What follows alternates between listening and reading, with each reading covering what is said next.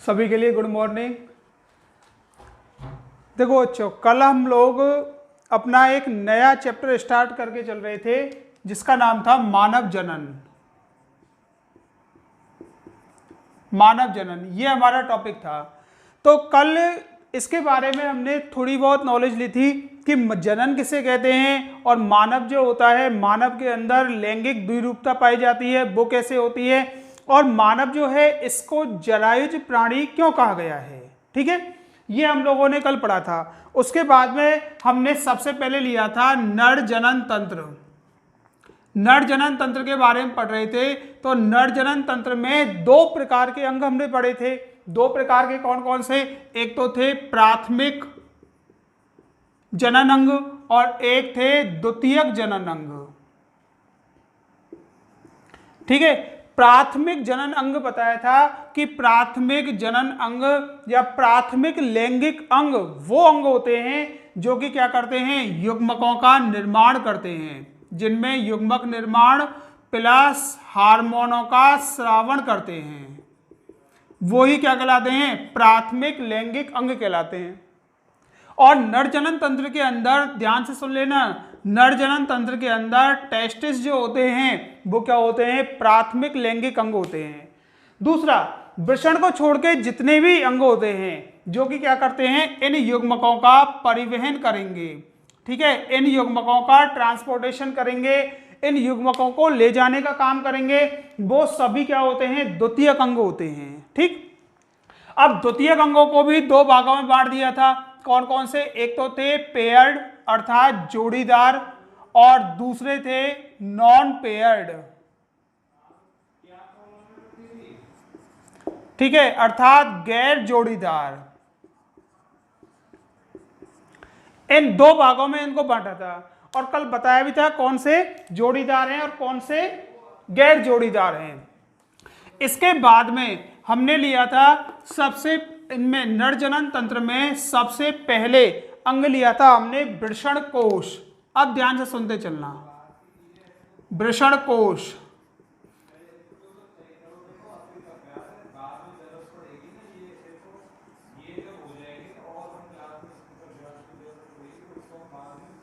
देखो, वृषण कोश जो होता है इसको किस नाम से जानते हैं, स्क्रोटल सैक या स्क्रोटम के नाम से जानते हैं। अब ध्यान से सुनना, सबसे पहले इसकी स्थिति को हम देखें तो ये कहां पे स्थित होते हैं, पेल्विस क्षेत्र जो होता है, पेल्विस क्षेत्र में ये पाए जाते हैं। मतलब मानव का श्रोणी क्षेत्र जो होता है, श्रोणी क्षेत्र होता है हमारे कमर वाला क्षेत्र, जो कमर होती है, कमर वाला उदर के नीचे का भाग होता है पेल्विस। तो पेल्विस क्षेत्र में ये पाए जाते हैं। और पेल्विस क्षेत्र में भी किस स्थान पे, पेरिटोनियम, पेरिटोनियम क्षेत्र में पाए जाएंगे। ठीक है, अब सुनो, वृषण कोश के बारे में कल बताया था कि वृषण कोश पेरिटोनियम क्षेत्र कौन सा होता है, पहले ध्यान से सुन लेना। पेरिटोनियम क्षेत्र कहते हैं कि जो उदर गुहा होती है, हमारी उदर एब्डोनल कैविटी, जो ये उदर होता है ना, उदर गुहा से नीचे का जो क्षेत्र होता है इसी को हम किस नाम से जानते हैं, एब्डोनल कैविटी के नाम, सॉरी, इसी को हम पेल्विक क्षेत्र के नाम से जानते हैं। ठीक है, और उदर, ये तो हो गई उदर गुहा, और ये क्या हो गए, वृषण कोश। वृषण कोश जो होते हैं ना, एक थैलेनुमा संरचना होती है वृषण कोश। ध्यान से सुन लेना, 2 मिनट में रिवाइज कर रहे हैं। एक थैलेनुमा संरचना होती है और इसमें सबसे बाहर की ओर एक ढीला ढाला या पतला ढीला एक त्वचा स्तर पाया जाता है। तो सबसे बाहर की ओर, ध्यान से देखना, सबसे बाहर की ओर त्वचा स्तर मिलेगा जो कैसा होगा, पतला और ढीली त्वचा का होगा। इसी पे क्या पाए जाते हैं, इसी पे रोम पाए जाते हैं, कई सारे इस पे रोम मिलेंगे। दूसरा कि त्वचा स्तर जो होता है ना, इस त्वचा स्तर के अंदर की ओर 2 मसल्स लेयर पाई जाती हैं। अर्थात एक स्तर होता है जिसको हम बोलते हैं डार्टोस्पेसी स्तर। ठीक है, अंदर वाला जो स्तर होगा, इस अंदर वाले स्तर को डार्टोस्पेसी स्तर के नाम से जानते हैं, डार्टोस्पेसी स्तर के नाम से। और डार्टोस्पेसी स्तर के साथ में एक प्रोटीन का स्तर और होता है, इस प्रोटीन के तंतु स्तर को हम स्पर्मेटिक फेशिया के नाम से जानते हैं। तो 3 स्तर कल बताए थे, कौन कौन से? बाहर की पतली ढीली डाली त्वचा, दूसरा डार्टोस मसल्स, और तीसरा होता है स्पर्मेटिक फेशिया के नाम से। 3 प्रकार के ये क्या होते हैं? स्तर होते हैं। स्पर्मेटिक फेशिया एक प्रोटीन होती है, तो प्रोटीन के लेयर होते हैं। अगली बात, डार्टोस मसल का काम आपको बताया था कि इसके कारण इनमें क्या होती है? प्रसार और संकुचन की क्षमता होती है। वृषण कोष फैलने और सिकुड़ने का जो कार्य करेंगे वो किसके द्वारा करेंगे? डार्टोस मसल्स के द्वारा करेंगे, और क्रीमेस्टर मसल्स इसमें सहायक होंगे। दूसरा ये बताया था कि इनमें क्या होता है? उदर गुहा वृषण कोष जो होते हैं ना, वृषण कोष के बीच में एक पट बन जाता है, और इस पट को हम किस नाम से जानते हैं? सेप्टम के नाम से, स्क्रोटल सेप्टम के नाम से जानते हैं। स्क्रोटल सेप्टम कल भी बताया था, या इसको बोलेंगे वृषण कोष पट्टिका, वृषण कोष पट के नाम से भी इसको जानते हैं। इसके द्वारा क्या होता है? वृषण कोष जो होता है ना, ये वृषण कोष 2 अलग अलग भागों में बढ़ जाता है। वृषण कोष 2 अलग अलग भागों में बढ़ जाएगा, 2 गोलार्धों में बढ़ जाएगा। और इस वृषण कोष का संबंध किससे है? उदर गुहा से। ध्यान से सुनना, उदर गुहा से संबंध है। तो यहाँ पे जो ये नाल होती है, जिस नाल के द्वारा ये जैसे उदर गुहा हो गई, ठीक है, इस कैनाल के द्वारा ये इधर उदर गुहा से जुड़ रहा है, ये इधर उदर गुहा से जुड़ेगा। तो इस कैनाल को हम इनगुइनल कैनाल के नाम से जानते हैं। इनगुइनल कैनाल या बक्षण नाल के नाम से जानते हैं। अब ध्यान से सुनना, ये शब्द जरूरी है याद करना कि इनगुइनल कैनाल, वृषण कोष जो होता है वो इनगुइनल कैनाल के द्वारा इस उदर गुहा से जुड़ा हुआ रहता है। ठीक है, उदर गुहा से जुड़ा हुआ रहेगा। अच्छा, इसके बाद में ये इनगुइनल कैनाल जो होती है ना, वृषण का निर्माण जो होता है वो उदर के अंदर होता है। ध्यान से सुन लेना, जब गर्भस्थ शिशु माता के गर्भ में होता है उस समय मीजोडर्म से वृषण का निर्माण कहाँ पे होगा? उदर में होगा, शिशु के उदर में होगा। लेकिन जैसे ही 7वां महीना कंप्लीट होता है माता के गर्भ में, ये वृषण यहाँ से उतर के कहाँ आ जाएंगे? वृषण कोशों में आ जाएंगे। तो ये किस रास्ते से आते हैं? इसी अपनी अपनी साइड की जो ये इनगुइनल कैनाल होती हैं, ये कैनाल और ये वाली कैनाल, इस रास्ते से ये वृषण कहाँ आ जाते हैं? अपनी अपनी तरफ के दोनों वृषण कोशों में आ जाते हैं।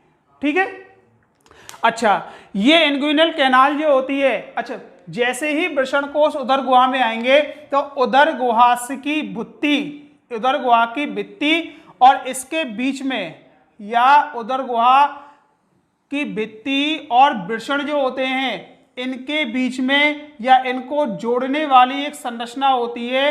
इस संरचना को हम स्पर्मेटिक कॉर्ड के नाम से जानते हैं। कल भी नाम बताया था।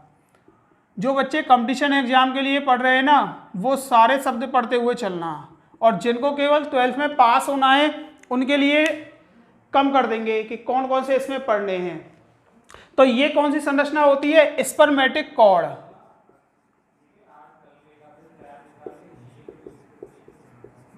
ठीक है, ये स्पर्मेटिक कॉर्ड के द्वारा वृषण जो होते हैं वो उदर गुहा से जुड़े हुए रहते हैं या उदर गुहा की भित्ति से जुड़े हुए रहते हैं। अच्छा, ये स्पर्मेटिक कॉर्ड जो होती है ना, इसी के समानांतर, ध्यान से सुनना, इसी के समानांतर क्या होता है? स्पर्मेटिक कॉर्ड के समानांतर इसमें या स्पर्मेटिक कॉर्ड और ये इनगुइनल कैनाल होती है, यहाँ पे क्या है? पेशियों का समूह मिलता है, इधर भी और इधर भी पेशियों का समूह मिलेगा। और इस पेशियों के समूह में कौन सी पेशियां होती हैं? क्रीमेस्टर पेशियां होती हैं।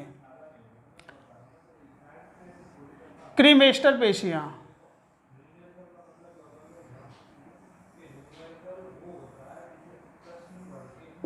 ठीक है, ये रही क्रीमेस्टर पेशियां।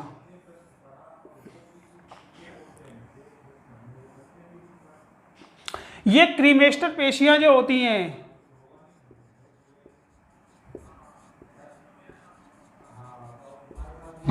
ये देखो, क्रीमेस्टर पेशियां जो होती है ना, इनका काम होता है कि ये वृषण कोश को पकड़े रहने का मतलब थोड़ा सा ऊपर की ओर उठा के रखेंगी क्रीमेस्टर पेशियां जो हैं, और इन्हीं क्रीमेस्टर अपनी अपनी साइड के इन गोलार्धों में क्रीमेस्टर पेशियों के समानांतर या फिर इस स्पर्मेटिक कॉर्ड के अंदर एक तो क्या होती है, स्वायत्त तंत्रिका होती है, जिसको हम ऑटोनॉमिक नर्व के नाम से जानते हैं, या स्वायत्त तंत्रिका मिलेगी। एक क्या मिलती है, धमनी या आर्टरी मिलती है।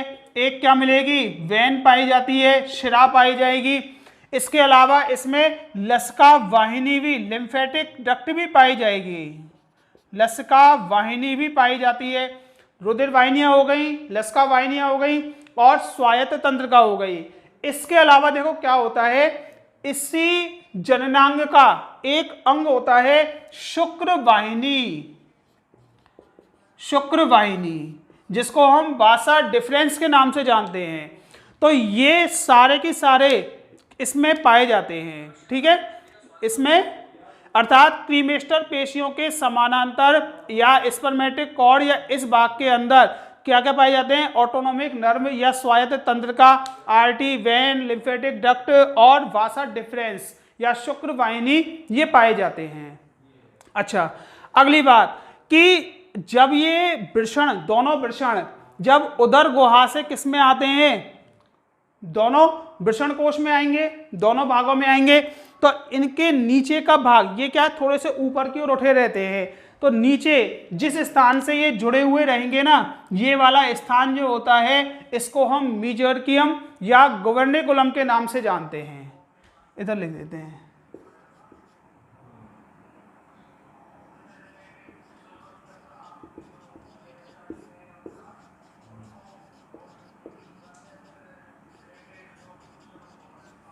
मीजोरकियम या गुबर्निकुलम के नाम से जिस स्थान पे ये क्या रहते हैं, जुड़े हुए रहते हैं, या जिस स्थान से वृषण कोश की भित्ति से जुड़े हुए रहेंगे वो स्थान मीजोरकियम या गुबर्निकुलम के नाम से जाना जाएगा। ठीक है यहाँ तक? तो ये वृषण के बारे में, या पहला पॉइंट हो गया वृषण कोश के बारे में। वृषण कोश के बारे में शायद समझ में आ गया होगा, नाम जरूर ध्यान रखना। इनगुइनल कैनाल क्या होती है, स्पर्मेटिक कॉर्ड क्या होती है, ठीक है, स्क्रोटल सेप्टम कब बनता है या इससे क्या फायदा होगा, क्रीमेस्टर मसल्स जो होती हैं इनका काम क्या होता है, ये आपके पीडीएफ में नोट्स के अंदर सारी चीज क्लियर लिखी हुई है, एक एक पॉइंट वहां पे लिखे हुए हैं। ठीक है, इसके अलावा क्रीमेस्टर मसल्स जो होती हैं इस भाग के अंदर, इसमें कौन कौन सी चीज पाई जा रही हैं इसको जरूर ध्यान रखना। शुक्र वाहिनी, क्योंकि आज हम शुक्र वाहिनी पढ़ेंगे ना, तो इसी शुक्र वाहिनी को इसी के अंदर हम लोग पढ़ेंगे। इसके अलावा मीजोरकियम या गुबर्निकुलम क्या है, डायटोस मसल्स क्या होती है, ठीक, तो ये सारे लेयर यहाँ पे हो गए। अब दूसरा पॉइंट आता है इसमें वृषण कोश के बाद में दूसरा हम लेके चल रहे हैं ये वृषण वाला भाग। ठीक है, ये वृषण वाला भाग हम लोग लेके चल रहे हैं। अब ध्यान से सुनना,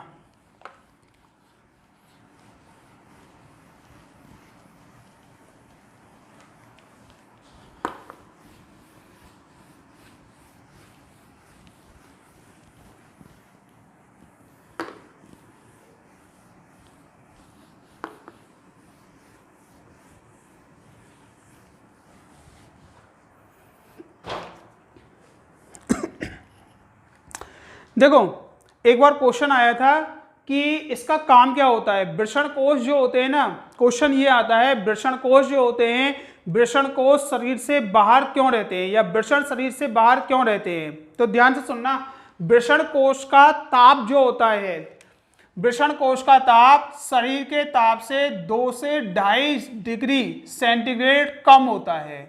जो वृषण कोश पेरिटोनियम क्षेत्र में थैलेनुमा संरचना होती है ना, इसका ताप जो होता है वो 2 से 2.5 डिग्री कम होता है शरीर के ताप से। और ये ताप जो होता है ना, वो शुक्राणुओं के परिपक्वन के लिए, शुक्राणु परिपक्वन के लिए एक नियत ताप होता है। शरीर के ताप से, शरीर का ताप कितना होता है 37 डिग्री सेंटीग्रेड, तो 37 डिग्री से 2 से 2.5 डिग्री सेंटीग्रेड कम होता है और ये ही शुक्राणुओं के परिपक्वन के लिए आवश्यक होता है। यदि 37 डिग्री ताप रहेगा ना तो उस पर शुक्राणुओं का निर्माण तो हो जाएगा किंतु शुक्राणुओं का परिपक्वन नहीं हो पाएगा, ये ध्यान रखना। तो ऐसे में क्या होता है कि बंध्यता ही उत्पन्न होती है। ऐसा मानव जो होता है या ऐसा नर जो होता है वो फर्टाइल नहीं होता है, वो स्टेराइल ही होता है, मतलब बंध्य होता है, नपुंसक ही कहा जाएगा उसको। अब अगला आता है, इसके बाद में दूसरा पॉइंट है वृषण।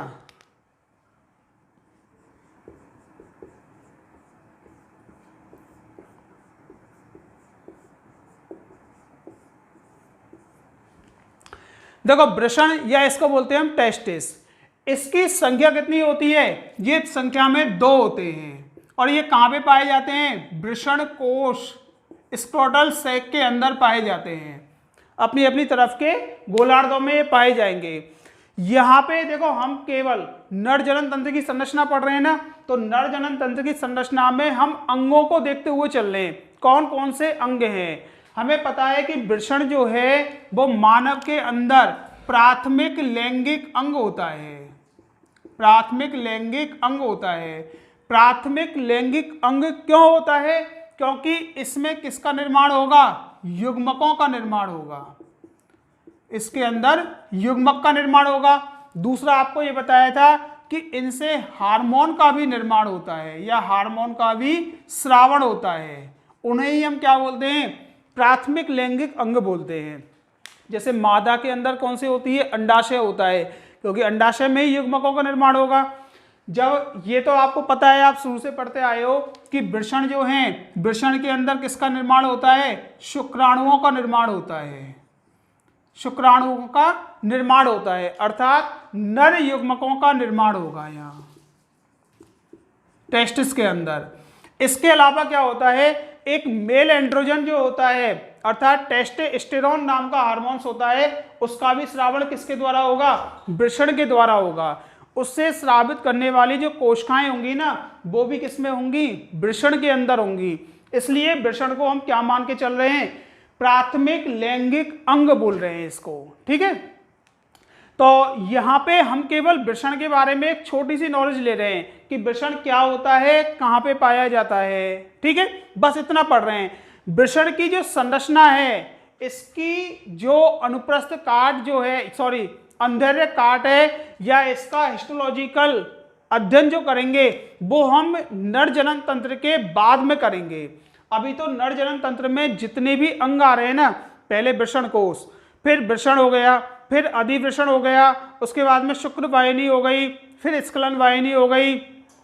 तो ऐसे कर करके केवल और केवल हम अभी इनके बारे में थोड़ी थोड़ी नॉलेज ले रहे हैं। मुख्य जो संरचना है वृषण, इसको हम इस क्वेश्चन के बाद में, नर जनन तंत्र की संरचना के बाद में पूरी तरह से डिटेल में पढ़ते हुए चलेंगे इसको, ठीक है।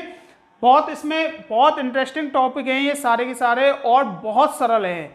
बस आपको नाम याद रखने हैं स्टेप बाय स्टेप, और वो ही नाम आपके कई नीट हो, चाहे वो नर्सिंग हो, कोई सा भी एग्जाम हो, उन एग्जामों में आते हैं। यहाँ तक कि आप लोग जब MBBS में यदि आपका सिलेक्शन हुआ, MBBS भी करेंगे, तो वहाँ पे भी आपके लिए ह्यूमन एम्ब्रियोलॉजी जो बुक मिलेगी, उस ह्यूमन एम्ब्रियोलॉजी में भी आपको यही चीज़ पढ़नी पड़ेगी जो यहाँ बता रहे हैं ना, वो भी आपको वहाँ पे आएगी। बहुत सारी चीज़ वहाँ पढ़ने के लिए मिलेगी MBBS फर्स्ट ईयर के अंदर। अब ये हमें पता है कि वृषण जो होते हैं, वृषण कहाँ होते हैं? वृषण कोश में होते हैं। वृषण का निर्माण यदि पूछे, ध्यान से सुनना, वृषण का निर्माण जो होता है वो कहाँ होगा? उदर गुहा में होता है, उदर गुहा में। और वृषण जो होते हैं ये कैसे होते हैं? मीजोडर्मल होते हैं। मीजोडर्मल का मतलब होता है कि वृषण का निर्माण जो होगा वो मीजोडर्म से होगा। मीजोडर्म का मतलब क्या है? देखो हमें पता है कि हमारा निर्माण जो होता है वो एक प्राथमिक कोशिका से होता है, जिसको हम क्या बोलते हैं? जायगोट के नाम से जानते हैं, जायगोट। तो जायगोट से किसका निर्माण होगा? भ्रूण का निर्माण होगा। जायगोट से भ्रूण का निर्माण होगा। तो भ्रूण का जो निर्माण होता है, इस क्रिया को हम बोलते हैं विदलन या क्लीवेज के नाम से जानते हैं। इसी चैप्टर में आएगा आपके लिए। विदलन के नाम से जानेंगे। और विदलन जो होता है, विदलन और विभाजन दोनों की ध्यान से सुन लेना, विदलन और विभाजन दोनों में अंतर होता है। कभी भी ये मत बोल देना कि कोश का विभाजन हो रहा है। युग्मनज में क्या होगा, 1 से 2 युग्मनज जो होता है, इस युग्मनज में 1 से 2 बन रही है कोशिकाएं, फिर 2 से 4, फिर 4 से 8, फिर 8 से 16, इस प्रकार से बढ़ते हुए जा रहे हैं। तो इसको हम क्या है, विदलन बोल देंगे। विदलन विभाजन की तरह होता है, लेकिन विदलन को विभाजन नहीं बोलेंगे हम, ये ध्यान रखना। अब जब भी जायगोट, ध्यान से सुनो, जायगोट जो होता है ना, जायगोट से जब भ्रूण का निर्माण होगा तो इसमें विदलन की अवस्थाएं आती हैं, और विदलन की 3 अवस्थाएं आएंगी। कौन कौन सी, मोरूला, ब्लास्टूला और गैस्ट्रूला। ठीक है, ये 3 अवस्थाएं आती हैं जो आपको फर्स्ट चैप्टर के अंदर ही बताया था। तो गैस्ट्रूला अवस्था जब आती है ना, तो इसमें 3 प्रकार के स्तरों का निर्माण होता है। 3 प्रकार के स्तरों का निर्माण होगा। कौन कौन से 3 प्रकार के स्तर, सबसे पहले बाहर की ओर होता है एक्टोडर्म का, बीच में होगा मीजोडर्म का, और सबसे अंदर की ओर होता है एंडोडर्म या गैस्ट्रोडर्म का निर्माण होता है। तो 3 प्रकार के यहाँ क्या बनने हैं, स्तर बनने हैं, एक्टोडर्म, मीजोडर्म और एंडोडर्म का। क्लियर है यहाँ तक? तो देखो, इस मीजोडर्म से वृषण का जो निर्माण होता है, इस मीजोडर्म से होता है, इस मीजोडर्म से। इसलिए टेस्टिस जो होते हैं वो कैसे होंगे, मीजोडर्मल होते हैं। आ गया होगा शायद ये सबके समझ में, सिंपल है, लास्ट ईयर आपने पढ़ा भी होगा। ठीक है, फर्स्ट यूनिट के अंदर चौथा चैप्टर जो था उसमें आपने त्रिकोरकी और द्विकोरकी अवस्था भी पढ़ी होंगी। अब अगली बात कि वृषण जो होते हैं ना, वृषण का काम क्या होता है, वृषण का काम होता है नर युग्मकों का निर्माण करना या शुक्राणुओं का निर्माण करना। ठीक, अब क्वेश्चन यहाँ पे एक चीज ये आती है अपने समझने के लिए कि वृषण का निर्माण तो कहाँ हो रहा है, उदर गुहा में। ध्यान से सुनना, वृषण का निर्माण हो रहा है उदर गुहा में, और ये कहाँ पे पाए जा रहे हैं, इस वृषण कोश में। जैसे ये उदर गुहा है और ये क्या है, वृषण कोश, वृषण कोश। तो यहाँ पे ये क्या पाए जा रहे हैं, वृषण। यहाँ निर्माण कहाँ हो रहा है, उदर के अंदर, उदर के अंदर हो रहा है। और पाए कहाँ जा रहे हैं, ये यहाँ पे पाए जा रहे हैं। तो आपको बताया था ना कि 7 गर्भस्थ शिशु जो होता है उसके 7वें माह के अंत में ये कहाँ पे आ जाते हैं, इस उदर गुहा से अपनी अपनी साइड की जो इंगुइनल कैनाल होती है, इस इंगुइनल कैनाल के जरिए से और स्पर्मेटिक कॉर्ड की सहायता से ये कहाँ आ जाते हैं, अपनी अपनी साइड के वृषण कोश के अंदर आ जाते हैं। ठीक, यहाँ आ गए वृषण कोश के अंदर। अब क्या होगा, ध्यान से सुनना, ये क्यों आते हैं, क्योंकि इनमें युग्मकों का अगर ये जैसे यहीं रहे, उधर में ही रहे, इधर नहीं आए, तो इनमें क्या होता है, युग्मकों का निर्माण तो होगा, शुक्राणुओं का निर्माण तो होगा, किंतु इनका परिपक्वन नहीं हो पाता है, परिपक्वन नहीं होगा। अब इस ये जो परिपक्वन होता है ना, वो परिपक्वन शरीर से लगभग 3 डिग्री 2 से 3 डिग्री सेंटीग्रेड कम ताप पे होता है। हमारे शरीर का जो ताप होता है ना, शुक्राणुओं के परिपक्वन के लिए 2 से 3 डिग्री सेंटीग्रेड कम ताप की आवश्यकता होती है, और इस कम ताप के लिए वृषण उदर गुहा से कहाँ जाते हैं, वृषण कोश में आ जाते हैं। ठीक, वृषण कोश में आ जाएंगे। इसलिए वृषण कहाँ पे स्थित होंगे, वृषण कोश में, और निर्माण उदर गुहा में होगा इनका। आ गया समझ में? अच्छा, देखो कभी कभी क्या होता है कि इनका निर्माण कहाँ पे होता है, निर्माण उदर गुहा में, कि वृषण यहाँ पे बने, वृषण यहाँ पे बन गए, टेस्टिस का निर्माण हो गया। लेकिन कभी कभी क्या होता है, जब बच्चे का जन्म होता है तो ये वृषण, ये टेस्टिस जो होते हैं वो इन वृषण कोश में नहीं आ पाते हैं, इन वृषण कोश में नहीं आ पाएंगे। तो इसको हम क्या बोलते हैं, क्रिप्टोक्रिडिज्म के नाम से जानते हैं। इधर लिख रहा हूं,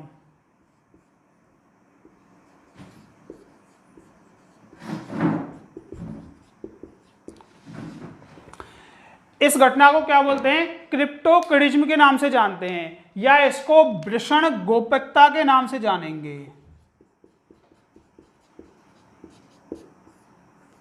अर्थात वृषण क्रिप्टोक्रिज्म का मतलब होता है उदर गुहा से वृषणों का वृषण कोश में नहीं आना या नहीं उतरना, वो ही क्या कहलाती है? क्रिप्टोक्रिज्म कहलाती है। अब क्रिप्टोक्रिज्म की यदि स्थिति है, ध्यान से सुनना, क्रिप्टोक्रिज्म की यदि स्थिति है तो ऐसी स्थिति में क्या होगा भाई? वृषण उदर गुहा में ही रह गए, इस इंगुइनल कैनाल के द्वारा ये यहां नहीं आए, अपनी अपनी साइड के वृषण कोश में नहीं आए। तो ऐसी कंडीशन में क्या होगा कि यहां पे जो ये वृषण है ना, इनमें इनके अंदर युग्मक निर्माण तो होगा, युग्मक निर्माण अर्थात शुक्राणुओं का निर्माण तो होगा, किंतु यहां पे शुक्राणुओं का परिपक्वन नहीं हो पाएगा। तो शुक्राणुओं का निर्माण हो किंतु शुक्राणुओं का परिपक्वन नहीं हो, तो ऐसी कंडीशन में, जैसे घरों में नहीं होता, आप लोग खाना खाते हैं, आपके मम्मी चाची दादी कोई भी खाना जो बनाती हो, जैसे रोटियां बनाई, तो रोटियां एक तो बेलना और उसको तवे पे सेकना, खाएंगे कब? जब वो तवे पे सिक जाएगी, अच्छी तरह फूल जाएगी, अच्छी तरह वो सिक जाएगी, तब उसको खाएंगे। क्या कभी ऐसा हुआ है कि रोटी उन्होंने बेली और बिना तवे पे डाले आपने सीधे ही चकले पे से रोटी उठा ली? तो वो कैसी है? कच्ची है। रोटी का निर्माण तो हो गया है, लेकिन तवे पे रख के उसको क्या कर रहे हैं? पका रहे हैं उसको। तो उसके लिए जो ऊष्मा मिल रही है, ऊष्मा के द्वारा उसका परिपक्वन हो रहा है। तो हम लोग जो खाएंगे ना, वो परिपक्वन, हम जो खाएंगे वो परिपक्व उसको खाएंगे, रोटी को खाएंगे। ठीक है, तो ऐसी कंडीशन यहां इनके साथ में है कि यदि वृषण इस वृषण कोश में नहीं आए तो क्या होगा कि युग्मकों का निर्माण तो होगा किंतु युग्मकों का परिपक्वन नहीं होगा। तो ऐसे युग्मक कोई काम के नहीं होते हैं। इसी कंडीशन को हम लोग बोलते हैं एजोस्पर्मिया।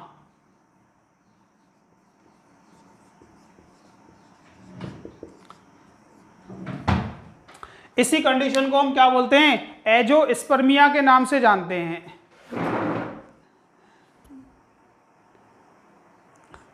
अब देखो आगे, अब एक शब्द और आता है कि यदि मान के चलना कभी वृषणों को ऑपरेशन के जरिए से हटाएं। कभी कभार क्या होता है, वृषण जो होते हैं ना, वृषणों के अंदर सूजन आ जाती है या संक्रमण हो जाता है या खराब हो जाते हैं। ऐसी कंडीशन में वृषणों को ऑपरेशन के जरिए से हटा देते हैं। तो ऑपरेशन के जरिए से हटाना वो कहलाता है आर्कीडेक्टोमी। आर्कीडेक्टोमी जो होता है वो शल्य चिकित्सा या ऑपरेशन के द्वारा वृषणों को हटाना, बस ये ध्यान रखना, ऑपरेशन के द्वारा वृषणों को हटाना। और एक शब्द होता है ऑर्कियोपेक्सी। ऑर्कियोपेक्सी ये क्वेश्चन नीट के हिसाब से बहुत इंपॉर्टेंट है। ये जितने भी आपको नाम आ रहे हैं ना, ये क्वेश्चन वहां पे आएंगे आपके लिए पूछने के लिए ज्यादातर। ऑर्कियोपेक्सी जो होता है, ऑर्कियोपेक्सी का मतलब होता है कि ऑपरेशन या शल्य चिकित्सा के द्वारा वृषणों को उदर गुहा से कहां लाना? वृषण कोश में लाना। ठीक है, यदि वृषणों को हम ऑपरेशन के, जैसे यहां वृषण है, इनको ऑपरेशन के जरिए से हम हटा रहे हैं, तो इसको क्या बोलेंगे? ऑर्किडेक्टोमी के नाम से जानते हैं। और यदि उदर गुहा में स्थित, जैसे मान के चलना किसी शिशु के अंदर, शिशु का जन्म हुआ, किसी बच्चे का जन्म हुआ, नर शिशु का, और उसके जन्म के बाद में ये पता चला कि उसके वृषण कोश के अंदर वृषण नहीं आए हैं, तो ऐसी कंडीशन में क्या होगा? ऑपरेशन के जरिए से उन वृषणों को इस उदर गुहा से, इन वृषणों को कहां लेके आएंगे? वृषण कोश में लेके आएंगे। इस क्रिया को हम क्या बोलते हैं? ऑर्कियोपेक्सी के नाम से जानते हैं।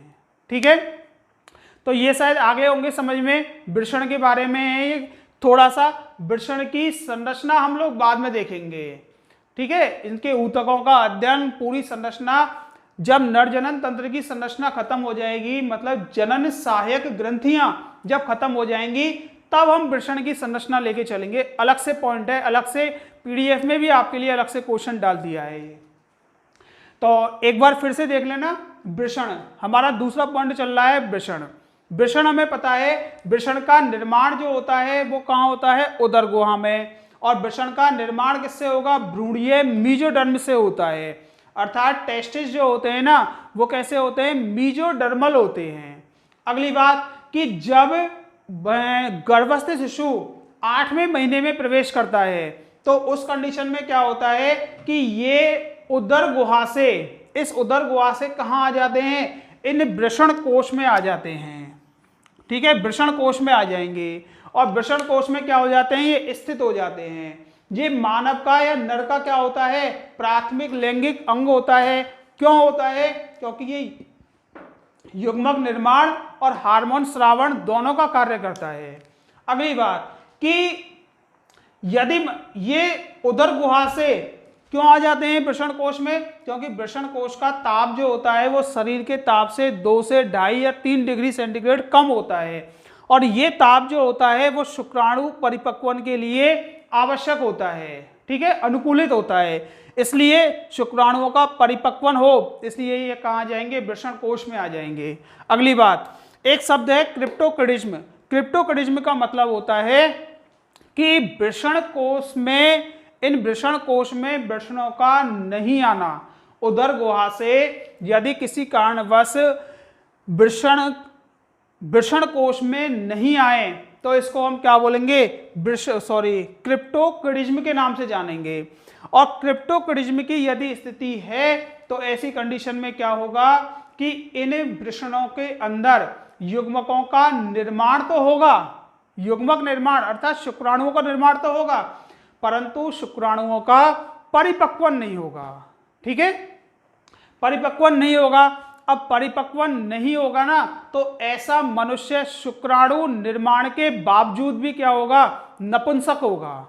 ऐसा नर प्राणी जो होगा वो नपुंसक होगा, अर्थात बंध होगा, वो स्टेराइल होगा। और इस कंडीशन को हम क्या बोलते हैं, एजोस्पर्मिया के नाम से जानते हैं। तो एजोस्पर्मिया, देखो एस्पर्मिया शब्द आ जाए, ध्यान से सुनना, एस्पर्मिया,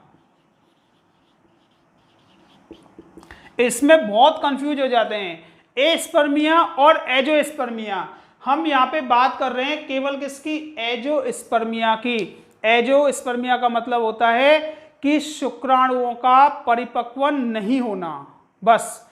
और एस्पर्मिया, शुक्राणुओं का निर्माण ही नहीं होना, वो एस्पर्मिया कहलाएगा। दोनों ही स्थिति जो होती हैं वो नर के लिए बंध्यता उत्पन्न करती हैं, नर को नपुंसक बनाने वाली स्थिति होती है ये दोनों ही। ठीक है, तो यहाँ पे केवल हम किसके बारे में पढ़ रहे हैं, एजोस्पर्मिया में। अगला है ऑर्किडेक्टोमी। देखो ऑर्किडेक्टोमी का मतलब क्या होता है, ऑर्किडेक्टोमी का मतलब होता है कि शल्य चिकित्सा या ऑपरेशन के द्वारा वृषणों को हटा देना, वो क्या कहलाता है, ऑर्किडेक्टोमी कहलाता है। ठीक है, अगला है ऑर्कियोपेक्सी। ऑर्कियोपेक्सी का मतलब होता है कि शल्य चिकित्सा के द्वारा उदर गुहा में स्थित वृषणों को कहां पे लेके आना, वृषण कोश में लेके आना, वो ऑर्कियोपेक्सी कहलाता है। तो ये आपके समझ में आ गए होंगे, इनको एक बार फटाफट देख लो या फिर इनकी पीडीएफ वगैरह स्क्रीनशॉट लेना चाहो तो वो ले लेना। इसके बाद में थर्ड पॉइंट आता है हमारा, वृषण जो होते हैं ना, वृषण के बाद में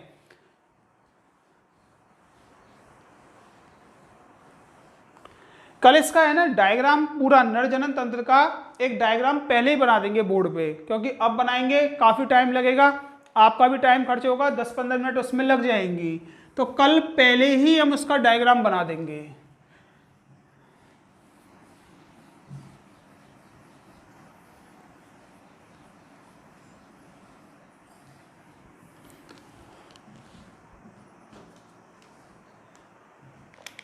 देखो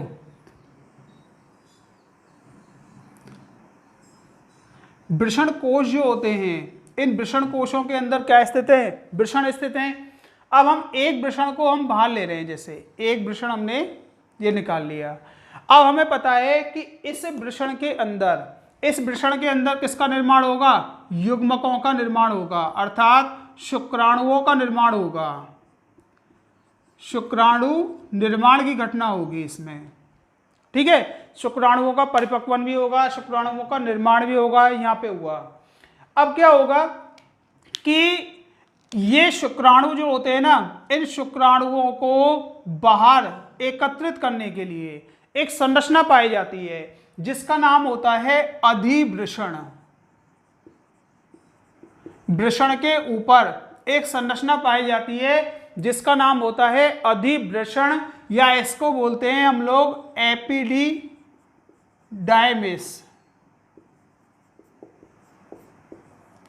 ठीक है, अधिवृषण शुक्राणु जो होते हैं, इस शुक्राणु के ऊपर संरचना पाई जाती है जिसको हम क्या बोलेंगे, अधिवृषण के नाम से जानते हैं, ये संरचना। अब ये जो संरचना होती है ना, ये अधिवृषण लगभग 6 मीटर, ध्यान से सुन लेना, अधिवृषण की जो लंबाई, अधिवृषण दोनों तरफ होता है, अर्थात ये जोड़ीदार अंग में आ रहे हैं भाई, दोनों तरफ। जैसे क्या नाम है, कीप नहीं होता है, कीप का काम क्या होता है, जगह से मतलब फैली हुई चीज को एक नीचे इकट्ठा करना, एक नली के रूप में। कीप ऐसे ही तो होंगे कीप, कि यहाँ कुछ भी चीज आप भरो, ये क्या करेगा, उसको इकट्ठी करके एक नली के रूप में नीचे की ओर भेजेगा। तो क्या नाम है, शुक्राणुओं का निर्माण जो है ना, वो कहाँ है, इस वृषण के अंदर हो रहा है। और वृषण जो है, कल इसका जो आपकी बुक में डायग्राम है, कल उनको पहले ही बना देंगे यहाँ, ताकि आपको और ज़्यादा समझने में आसानी रहेगी। अभी हम एक एक बात को क्लियर करके चल रहे हैं उसमें। तो शुक्राणु का निर्माण यहाँ हुआ, परिपक्वन हुआ। अब ये शुक्राणु क्या होंगे, बाहर भी तो निकलेंगे इससे, इसी वृषण में थोड़ी रहेंगे वो हमेशा के लिए। तो वो जब बाहर निकलेंगे तो सीधी सी बात है, इनको ग्रहण करने के लिए कोई ना कोई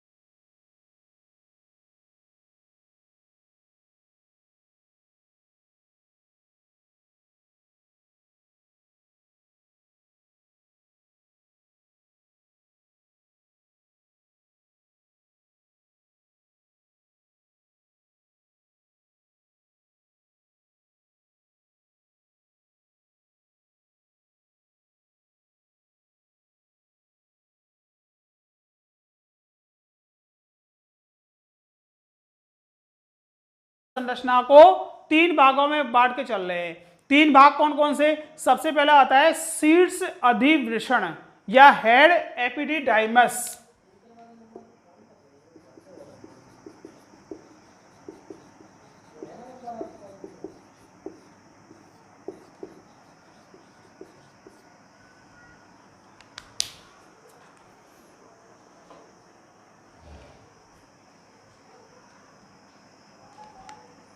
शीर्ष अधिवृषण हो गया पहला पॉइंट।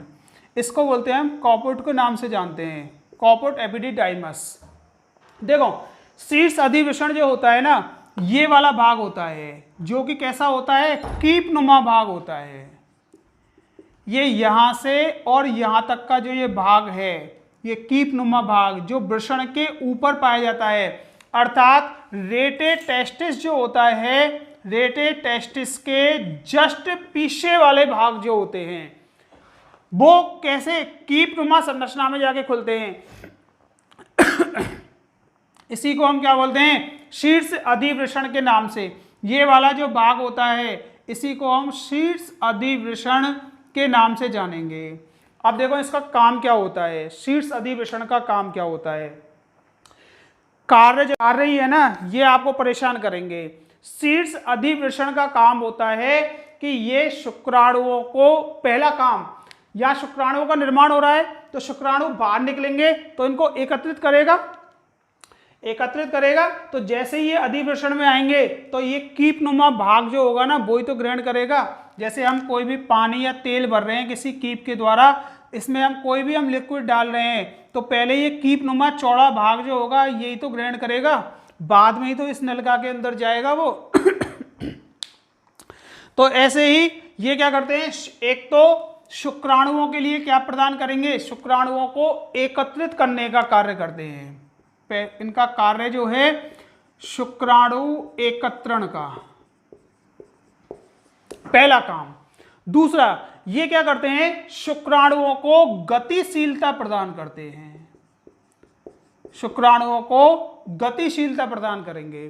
तो शीर्ष अधिवृषण के कार्य ध्यान रखना, शीर्ष अधिवृषण का कार्य है कीपनुमा संरचना होती है, ठीक है, कोई बात नहीं। और ये अधिवृषण जो होता है वो स्तरित, क्या बोलते हैं, यहां लिख रहा हूं, स्यूडो स्टार्टिफाइड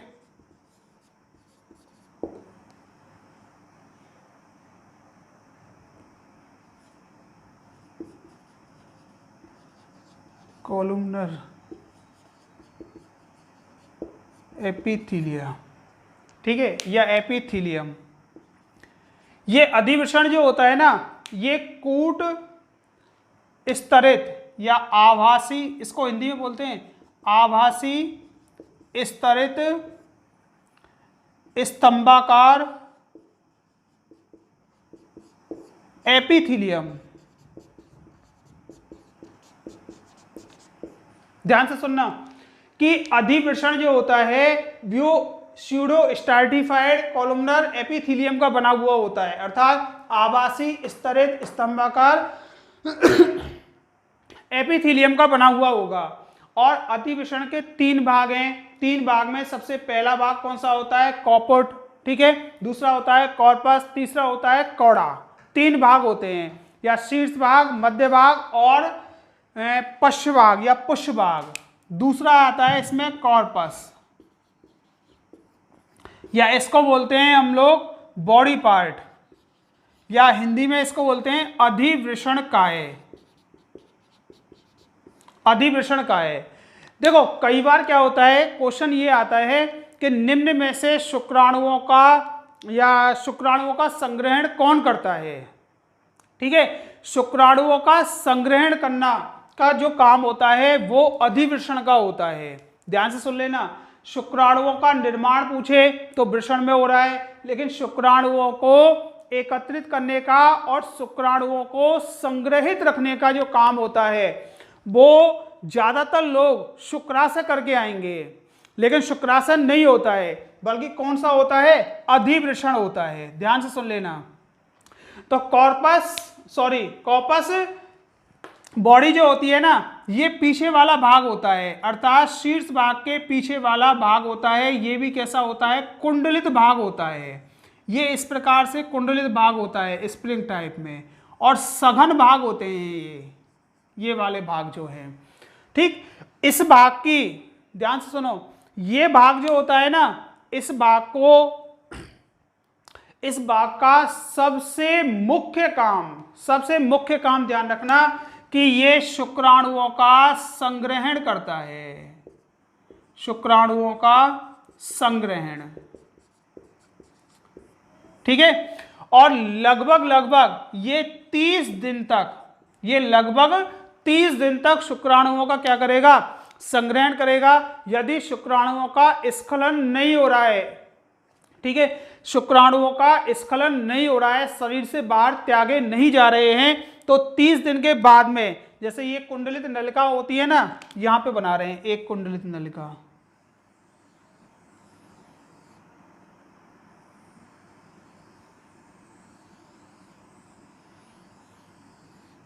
इस तरह से ये अधिवृषण की एक छोटी सी हमने कुंडलित नलिका ले ली। तो इसी अधिवृषण काय के अंदर क्या रहते हैं, शुक्राणु लगभग 30 दिन तक जमा रहते हैं। और यदि इनका शरीर से बाहर स्खलन नहीं होता है, ध्यान से सुन लेना, शरीर से बाहर स्खलन नहीं हुआ तो इन्हीं 30 दिन के बाद में इन शुक्राणुओं का यहाँ पे क्या हो जाएगा, अपघटन हो जाता है, अपघटन हो जाएगा। और आपको पता है जब किसी भी कोशिका का या किसी भी जीव का अपघटन होगा तो वो जटिल से सरल रूप में आ जाएगा। आ गया समझ में, जटिल से सरल रूप में आ जाएगा। तो यहाँ इनके अंदर जो अवयव होंगे ना शुक्राणुओं के अंदर, या शुक्राणु जिन जिन पदार्थों से बना है तो उन पदार्थों में ये क्या हो जाएगा, टूट जाएगा। अब ये सरल पदार्थ जो होते हैं ना वो इस अधिवृषण काय की जो भित्तियां होती हैं वो भित्तियां इनको एब्जॉर्ब कर लेंगी। ठीक है, उन पदार्थों को वो क्या कर लेती हैं, एब्जॉर्ब या अवशोषित कर लेती हैं। तो वो जो पदार्थ होते हैं वो शरीर से आवश्यक और उपयोगी पदार्थ शरीर से बाहर नहीं जा पाते, वो हमारी अधिवृषण की भित्तियां जो होती हैं इनको एब्जॉर्ब कर लेंगी और वो पदार्थ शरीर में ही रहते हैं शुक्राणु के नष्ट होने के बाद में। आ गया होगा समझ में। तो ये दो भाग हो गए। पहला है शीर्ष अधिवृषण, वृषण के ऊपर पाए जाने वाला कीपनुमा भाग होता है, इसी को हम क्या बोलते हैं, शीर्ष अधिवृषण के नाम से जानते हैं। इसको हम ग्लोबस मेजोरा भी बोलते हैं, कहीं कहीं पे नाम आ जाता है ग्लोबस मेजोरा।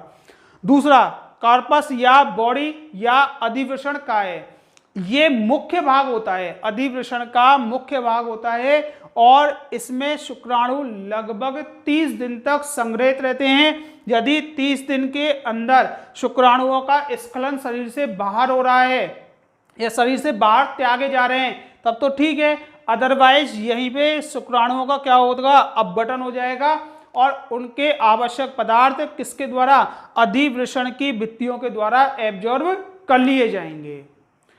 तो तीसरा आता है इसके बाद में कौड़ा, किधर लिखूं, चलो यहां लिख देते हैं।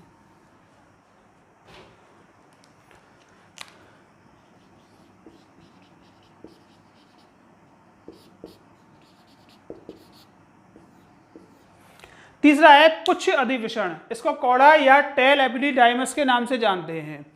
ये जो भाग होता है ना, ये कॉर्पस या अधिवृषण काय जो होती है इसके पीछे वाला ये कम कुंडलित भाग होता है, ये कम कुंडलित भाग होगा। ज्यादा सघन कौन सा भाग होता है, शीर्ष अधिवृषण, उससे कम ये कॉर्पस वाला, और सबसे कम कुंडलित भाग जो होगा वो कौड़ा या टेल वाला भाग होता है। इसको हम ग्लोबस माइनर के नाम से भी जानते हैं, ग्लोबस माइनर। और इसका बताया था ना कॉपट, इसको हम ग्लोबस मेजोरा के नाम से भी जानते हैं। ठीक है, तो कौड़ा या टेल या ग्लोबस माइनर के नाम से जानेंगे। अब सुनो, ये जो भाग होता है ना, इस भाग के कारण ये भाग पहली बात आगे चल के किसका निर्माण करेगा, ये शुक्र वाहिनी का निर्माण करेगा। ध्यान से सुन लेना, आगे चल के किसका निर्माण करेगा, शुक्र वाहिनी का निर्माण करेगा। दूसरा, ये कौन सा भाग होता है, अंतिम भाग होता है, अधिवृषण का अंतिम भाग होता है। कौन सा, कौड़ा या टेल, जो कि किससे जुड़ा हुआ रहता है, शुक्र वाहिनी से आगे चल के जुड़ा हुआ रहेगा। आ गया समझ में। तो ये तीसरा पॉइंट है आपका एपिडिडाइमस या अधिवृषण के नाम से इसको जानते हैं। अधिवृषण मतलब वृषण के ऊपर इसका अधिकार है, मतलब ऊपर की ओर है। तो वृषण जो होते हैं ना, दोनों तरफ के जो वृषण होते हैं, इन दोनों के ऊपर क्या मिलती है, अधिवृषण पाई जाती है। अधिवृषण की टोटल लंबाई कितनी होती है, 6 मीटर, 6 मीटर। लेकिन कुंडलित इतना होता है, इतना अधिक कुंडलित होता है ये कि इसकी लंबाई जो होती है वो 4 सेंटीमीटर की ही रह जाती है, इतना अधिक कुंडलित होता है।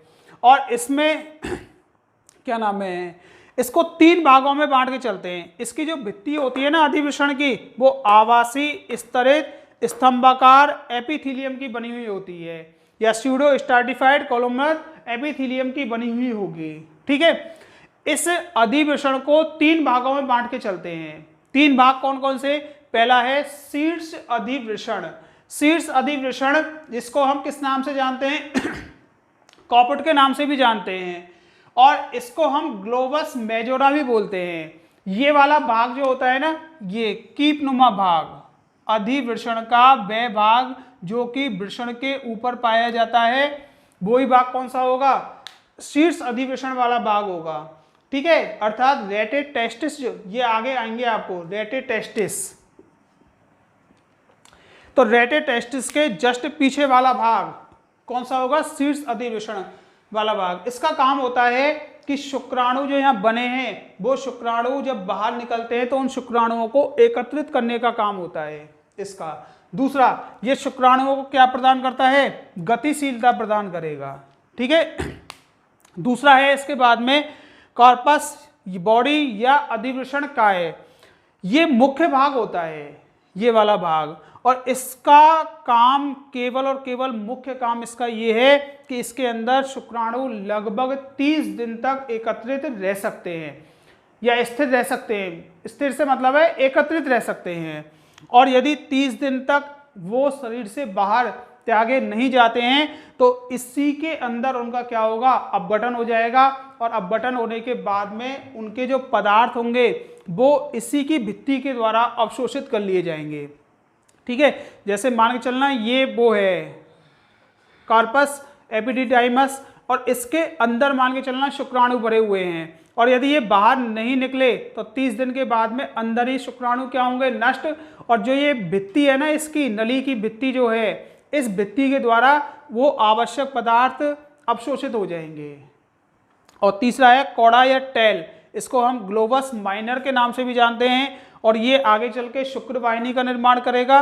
और ये कैसा पार्ट होता है? अंतिम पार्ट होता है। किसका? अधिवृषण का अंतिम पार्ट है। तो इन्हें फटाफट एक बार देख लेना। ये अधिवृषण, तीसरा आपका टॉपिक कंप्लीट है। जनन, नर जनन तंत्र की संरचना में 3 टॉपिक हो गए आपके। चौथा आता है इसके बाद में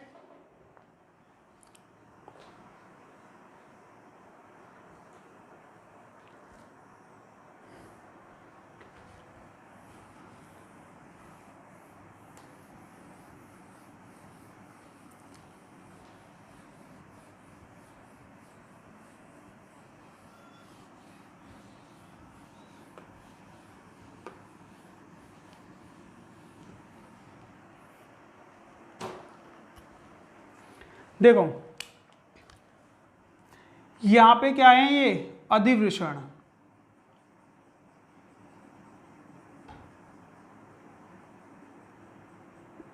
ठीक है। अधिवृषण जो होते हैं ये आगे कम कुंडलित होते हैं, और ये आगे चल के किसका निर्माण करेंगे? शुक्र वाहिनी का निर्माण करते हैं। शुक्र वाहिनी,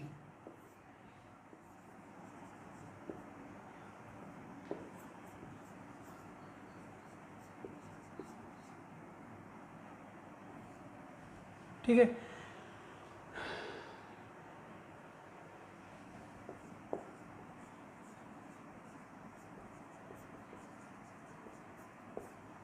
सुनो, शुक्र वाहिनी या वास एफरेंट या डिफरेंट एफरेंट डक्ट के नाम से भी इसको जानते हैं। शुक्र वाहिनी जो होती है कि पुच्छ अधिवृषण जो होता है, ध्यान से सुनना, पुच्छ अधिवृषण जो होता है ये आगे चल के एक नलिका नुमा संरचना का निर्माण करता है। ठीक है, मतलब कुंडलन जो है, ये जो नलिका निकल रही है बाहर, जो कि शुक्राणुओं को ले जाने का काम करेंगी। ठीक है, शुक्राणुओं की जो ये वाहिनियां होती हैं ये यहाँ तो कैसी हैं? कुंडलित हैं, और यहाँ तक शुक्राणु इनमें क्या रह रहे हैं? एकत्रित रह रहे हैं।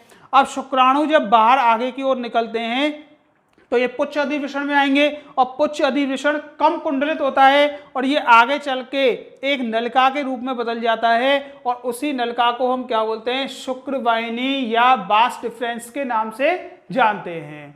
ठीक है, या एफरेंस डक्ट के नाम से भी इसको जानते हैं। अब ये जो शुक्र वाहिनी होती है ना, देखो इधर भी निकलेगी और इधर भी, ये अधिवृषण हो गया, और यहाँ से ये शुक्र वाहिनी निकल रही है, ये शुक्र वाहिनी जा रही है। ठीक है, शुक्र वाहिनी जा रही है। अब ये शुक्र वाहिनी जो है ना, ये शुक्र वाहिनी क्या करती है कि अब देखो शुक्र वाहिनी की संख्या भी कितनी हो गई, 2 हो गई ना, तो ये किस में आएंगे, पेयर्ड में आएंगे, पेयर्ड ऑर्गन्स के अंदर आते हैं ना, क्योंकि 2 है इनकी संख्या।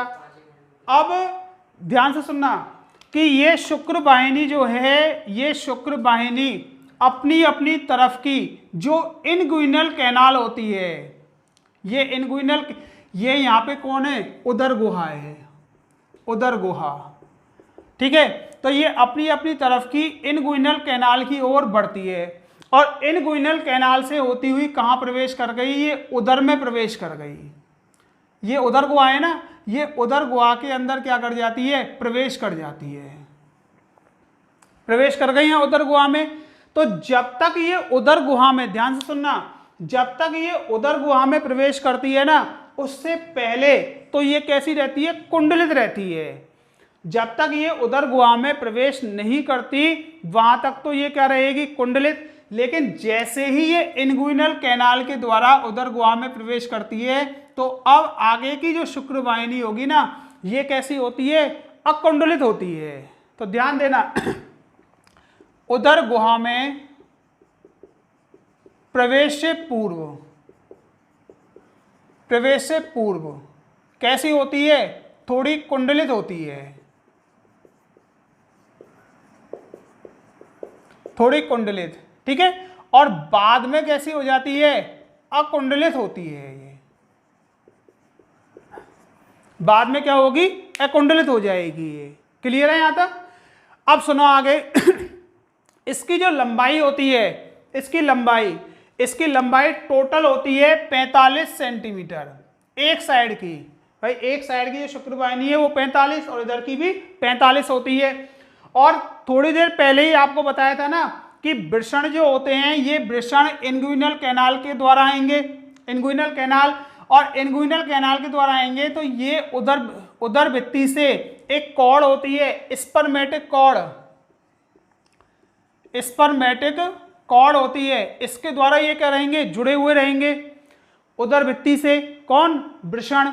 अब इस स्पर्मेटिक कॉर्ड में बताया था कि इसके अंदर क्रीमेस्टर पेशियां होती हैं, अभी थोड़ी देर पहले बताया था। और क्रीमेस्टर पेशियों के समूह में क्या क्या होती है, स्वायत्त तंत्रिका, अभी थोड़ी देर पहले ही नाम बताया था, ऑटोनॉमिक नर्व होती है, स्वायत्त तंत्रिका, धमनी, शिरा, लसिका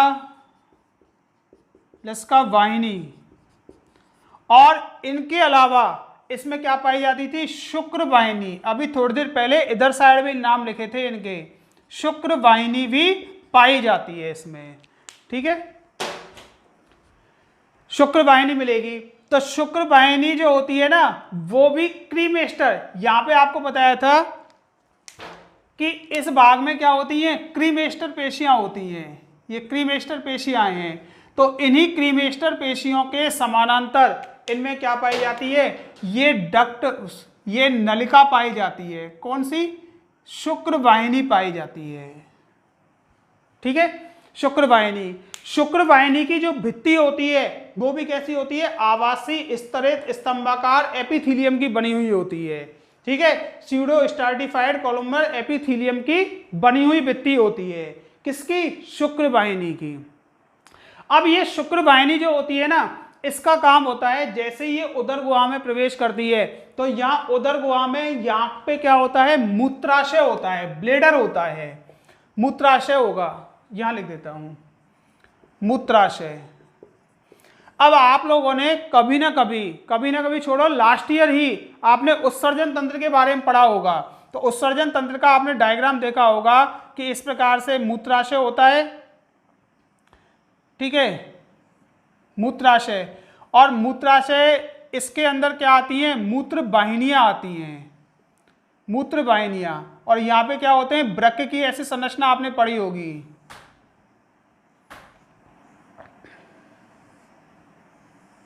ठीक है। तो दो ये मूत्र वाहिनियां होती हैं ना, अपनी अपनी तरफ के, ध्यान से सुनना, ये शुक्र वाहिनी अपनी अपनी तरफ की जो मूत्र वाहिनी होती है ना, उसके चारों ओर एक फंदा लगाती है। फंदा ऐसा नहीं होगा कि टाइट बिल्कुल लगा दिया, मतलब उसके चारों ओर घूम के आती हैं। ये भी यहाँ पे घूम के आएगी और ये भी यहाँ पे घूम के आती है। तो ये ध्यान रखना है कि अपनी अपनी तरफ की जो मूत्र वाहिनी होती है, मूत्र वाहिनी, इस मूत्र वाहिनी के चारों ओर ये क्या रहती हैं, एक घुमाव या एक घेरा लगा के या उसकी एक परिक्रमा लगा के वापस आती हैं ये। ठीक है, तो ये आपकी क्या हो गई, शुक्र वाहिनी हो गई। शुक्र वाहिनी एक बार फिर से देख लेंगे कि शुक्र वाहिनी जो होती है इसको वास डिफरेंस के नाम से भी जानते हैं या एफरेंट डक्ट के नाम से भी जानते हैं। और ये उदर गुहा में प्रवेश, ये इसका निर्माण होता है, जो कौड़ा एपिडिडाइमस होता है ना, या पुच्छ अधिवेशन जो होता है, वो आगे चल के लंबी नलिकानुमा संरचना में बदल जाता है। और ये लंबी नलिकानुमा संरचना जो होती है वो वृषण कोश में ऊपर की ओर गति करती है और क्रीमेस्टर पेशियों के समानांतर वो इनगुइनल कैनाल से होती हुई उदर गुहा की तरफ बढ़ती है और उदर गुहा में अपनी तरफ की मूत्र वाहिनी जो होती है उसके चारों ओर घुमाव करके या एक फंदासा लगा के, और ये कहाँ आती है, वापस आती है। ठीक है, मूत्राशय से नीचे की ओर आएगी। यहाँ फंदा लगा के, ये मूत्राशय है ना, तो मूत्राशय से ये नीचे की ओर यहाँ आ जाएगी, अब इस नीचे वाली साइड में। ठीक, आगे कि ये जो होती है, क्या नाम है, इसकी जो भित्ति होती है ना, आवासी स्तरित स्तंभाकार होती है। लंबाई इसकी कैसी होती है, 45 सेंटीमीटर। पहले कुंडलित होती है, बाद में क्या हो जाती है, अकुंडलित हो जाती है।